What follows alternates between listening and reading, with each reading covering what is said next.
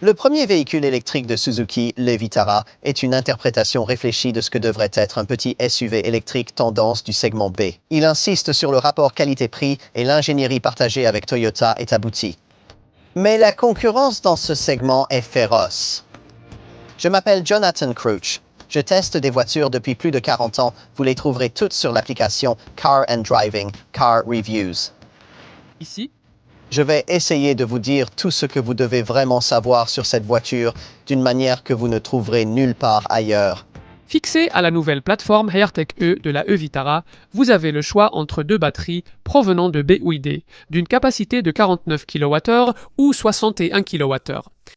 Le plus petit pack est associé à un moteur de 142 chevaux, tandis que le plus grand pack alimente un 172 chevaux.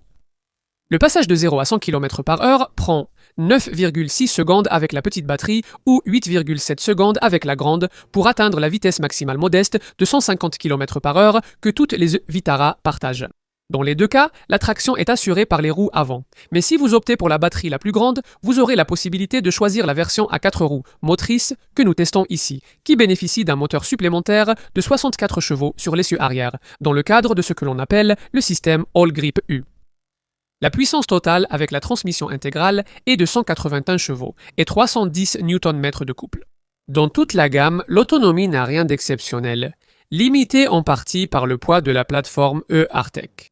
Les modèles E-Vitara affichent un poids compris entre 1702 kg et près de 1900 kg, ce qui est assez lourd pour une voiture de cette taille. En conséquence, même le modèle avec la plus grande batterie ne peut parcourir que 423 km entre deux charges, ou 394 km dans cette version à deux moteurs All Grip U. Comptez environ 343 km d'autonomie avec la 49 kWh. Vous pouvez maximiser toutes ces valeurs en augmentant le freinage régénératif grâce au réglage de régénération faible, moyenne et élevée via un bouton sur l'écran central et en activant le mode de conduite le plus économique, Eco. Les autres modes sont normal et sport. Comme la voiture conceptuelle EVX qui l'a inspiré, le Vitara affiche un look de SUV plus affirmé que la plupart de ses concurrentes du segment. Avec beaucoup de protection noire de type crossover en bas de caisse et entre les passages de roues carrées qui abritent de grandes jantes alliage de 18 pouces au style aérodynamique. En termes de dimension, avec 4275 mm de longueur, il est de taille similaire à ses nombreux rivaux du segment B, mais il est 100 mm plus long que l'actuel Vitara à moteur thermique.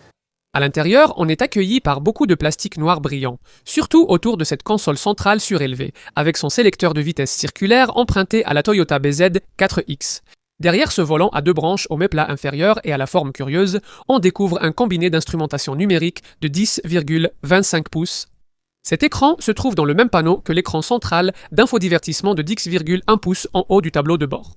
Une fois que vous entrez à l'arrière, via les poignées de porte dissimulées dans le montant C, vous apprécierez le fait que la plateforme ARTEC E, sur laquelle repose cette voiture, a été conçue pour maximiser l'espace intérieur, d'où l'empattement relativement long de 2700 mm.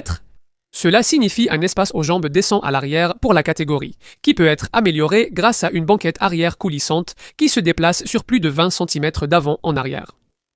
Le dossier s'incline aussi. Ce qui est moins bien, c'est la hauteur du plancher de l'habitacle, ce qui pourrait poser problème aux adultes de grande taille lors de longs trajets. Le plancher haut limite l'espace du coffre, qui varie entre 238 et 306 litres selon la position de la banquette arrière coulissante. En ce qui concerne la recharge de la batterie, la marque affirme que la E-Vitara peut se charger jusqu'à 150 kW, ce qui est raisonnablement compétitif dans la catégorie, mais le temps de charge de 45 minutes, de 15 à 80% en courant continu pour les deux batteries n'est pas particulièrement remarquable. À la maison, une recharge en courant alternatif depuis une borne murale monophasée typique de 7,4 kW nécessite 6h30 avec la batterie de 49 kWh ou 9h avec le pack de 61 kWh. Si vous disposez d'une alimentation triphasée de 11 kW, vous pouvez ajouter environ 58 km d'autonomie pour chaque heure de charge, ce qui permet d'améliorer ces chiffres à 4h30 avec la batterie de 49 kWh ou 5h30 avec le pack de 61 kWh. Suzuki qualifie ce Vitara des jalons importantes. Cela prouve assurément que la marque est toujours capable de jouer un rôle majeur dans la production d'un modèle entièrement nouveau du segment de grande diffusion compétitif dans sa catégorie. Si l'entreprise tarde à produire de nouveaux véhicules électriques dans d'autres segments, elle aura des difficultés en Europe. Un marché actuellement saturé de voitures dans le segment déjà très encombré des crossovers compacts comme les Vitara. Certaines d'entre elles offrent une plus grande autonomie électrique et plus d'espace intérieur que ce qui est proposé ici. Néanmoins, cette Suzuki est aussi tendance que la plupart le souhaitent et la marque a pris son temps avec Toyota pour produire ce qui semble être une pièce d'ingénierie éprouvée. Ajoutez à cela les avantages d'un réseau de concessionnaires désireux de satisfaire et on comprend pourquoi vous pourriez penser que ce modèle mérite qu'on s'y intéresse.